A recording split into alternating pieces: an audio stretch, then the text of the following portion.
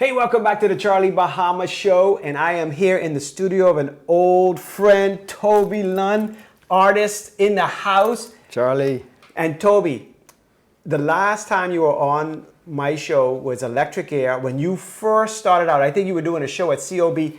I wish I could find them tapes because those are like 30 years ago or something. About 30 years, yeah. Wow, yeah, so yeah. you've been in this game for 30 years? About 35 now. Wow. Yeah. So it was 35 years ago because this was, I think, was your first show.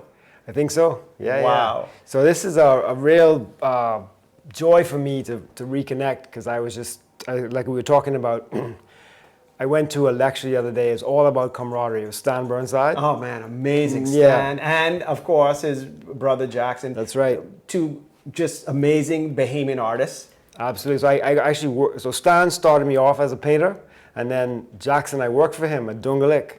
So it was very moving just to even us connecting after 30 years to celebrate that camaraderie, because it's like I tend to isolate, and I realize that I'm in my head a lot, and that's not really. It's fine, but it's really nice to connect and get bounce ideas off of different people and to sort of like share it, you know. So it's really thanks for coming by, man. I appreciate it. Yeah. Now, it's not like I've been seeing Toby in 35 years. We see each other all the time, but just on the show. But maybe being, in your head and being solitary is why you could have this amazing, just prolific body of beautiful work. And I have two of your works from way back, probably 20 years ago or so. But now you have, more. Mine were in the browns. What was that? That's right. That's sort of that Sienna series. Probably like 20 years ago, man. Yeah. That's why I was using a lot of wood stains, and I do like how things just evolve and they change. So it's really nice to revisit old works and be like, wow, and that's cool. I'd like to see those. Yeah. Well, I'll show them to you. Maybe I'll see if I let you see them again. But now I love these blues, and there's so much vibrant color here. But tell me. Even though we know from Electric Air, all these young people out there, some of them weren't born when Electric Air was on. So tell us your beginning, like where did you study and what got you into art? Wow. So yeah, I come from a family of doctors, right? And that, I mentioned that because they have a linear approach to things, and I had to fight to do art. I was wired differently, and if God bless again Stan Burnside at COB, and I started to just explore, experiment, and he really made me know that art was valid, and a part of the Bahamian expression to be able to actualize things through. And I chose painting, But I do want to say this space I've acquired recently, and I used to have it sort of set up as a very manicured, almost like a curated show. But I realized that I had a surgery not too long ago, and it's just more of a workspace now. So when people come, they see I pull everything out, and you just have to be aware that it's not an exhibition; it's a full functioning studio space. This is like a work in progress. Yeah, I mean, to me, this is even better because it's almost like, and we'll tell them where it is because they can come, or you will give your contact so people can come and buy this work because, as you said, you had some medical issues, so it's good if you could come out and support Toby, all Bahamian artists. I mean, buy Bahamian art for one, but Toby, especially, that's why I'm here too, because he's a friend, and we in this community, as he says, collaboration. We have to help each other out.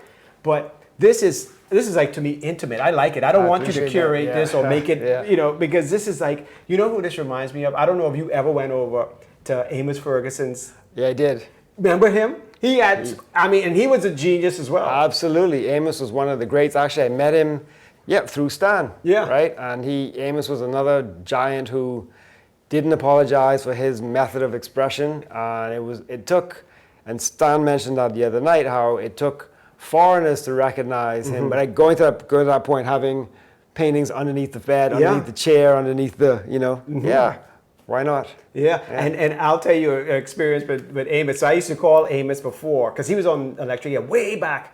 And then after his wife died, he got a little more cantankerous. So Amos was like, he wasn't having it. So you'd call Amos and you'd be like, Charlie, you can come over now. You come over. And you're looking, and he has so much stuff that you're like, and it's like, you look at it, and then after about 20 minutes, Amos be like, okay, now you ain't buying nothing. I tired. You gotta go. So that's exactly what you say. Yeah. that's it, man. So hopefully you won't get to that and kick me Hopefully out. not. Hopefully not. No, but no, it's been good, man. It's been a good, a strange and wonderful journey. You know what I mean? I think the ebbs and flows of creative expression is just. I'm coming to terms with it. I think again, Mr. Burnside would say, as you mature a little bit, you're able to listen better and able to sort of not just freak out over something that doesn't work. You know. So I think that's I've been grateful for that. Yeah. You know? Well, your art is just a nice flow. Like some of this, like the ocean ebb and flow. Sure. Your art is free. I mean, that's you. So you cannot have this too curated because that ain't you.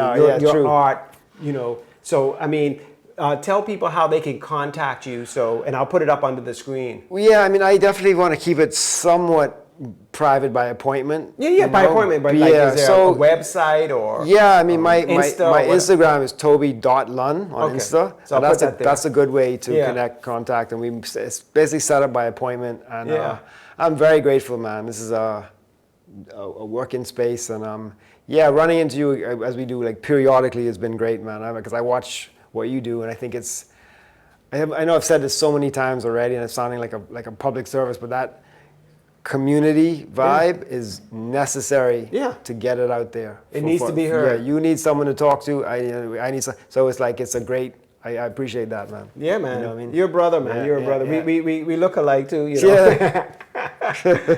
So, man. So please, like I said before, support Bahamian art, Bahamian musicians, Bahamian culture.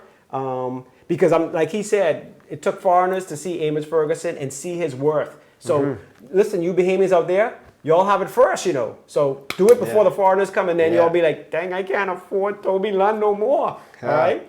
So, Toby, good luck to you with everything, especially medically. I want all that to heal. Thanks a lot, eh? And all you guys out there, more Charlie Bahama right after this. I almost Much said love. Charlie Bahama right after this. The Charlie Bahama Show will be right back.